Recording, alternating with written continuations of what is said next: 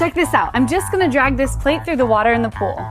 That's it, but look what forms. Perfect black circles on the bottom of the pool. And it's so weird, they don't die. They just keep going right next to each other. I sped this footage up because the circles took 3 minutes to cross the pool and didn't seem to be dying out. These got sharper as they went and made it all the way across. So cool. And look closer, you can see what's causing them. There are 2 almost unnoticeable dips in the surface of the water. Why don't they die out? And how do these dark spots form? And why do the dips move together? So many questions. Let's first look at what they are. When I drag the plate through the water, you could see it forming little vortices like you get when you move a paddle through the water. A vortex is a gas or liquid moving in circles with what we call a vortex line going up through the circles. They are everywhere. Tornadoes, water flowing down the drain, hurricanes, or the movement of air over an airplane wing. Vortices often form when there's a difference in fluid speed, like fast wind moving over slow wind. As you move the plate forward, the water right next to the boundary moves with the plate because of friction. The water further out is not moving. It's that difference in velocity that causes a shear force and starts the water spinning. This is accentuated by the water in front of the plate being forced around the sides and the water behind the plate being sucked forward as the plate moves along. In this coherent vortex, our dips can travel much further across the pool than a ripple without dissipating. Why? The vortex wants to keep its angular momentum, so it continues spinning as it moves through the water and only loses some energy through friction to the surrounding stationary water.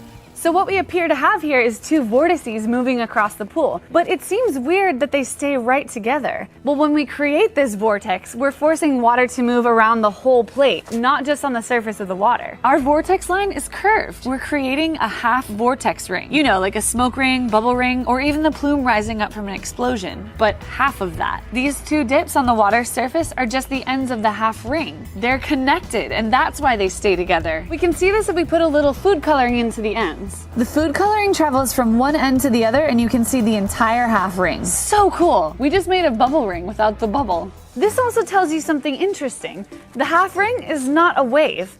A wave is a disturbance moving through a medium that transfers energy but doesn't transfer matter. When we added food coloring, we saw clearly that the vortex is transferring matter just like a smoke ring does. So sadly, it's not a wave. It's cooler than a wave. Now back to this half ring vortex. Isn't it weird? You've probably never seen half of a smoke ring before. Why?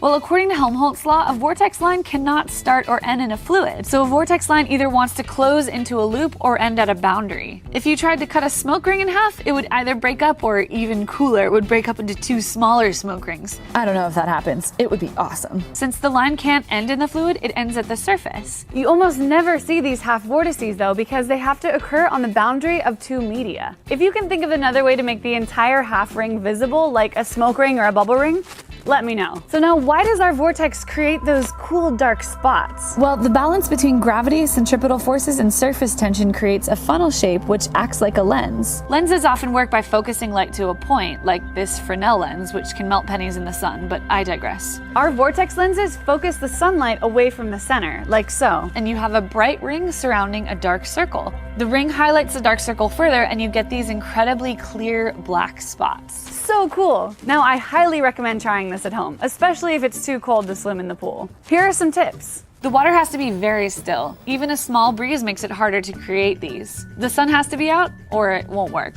And you can try some other really cool things. Send your vortices at a wall. You'll see the dark spots spread out. Or try colliding 2 of them. Happy physicsing!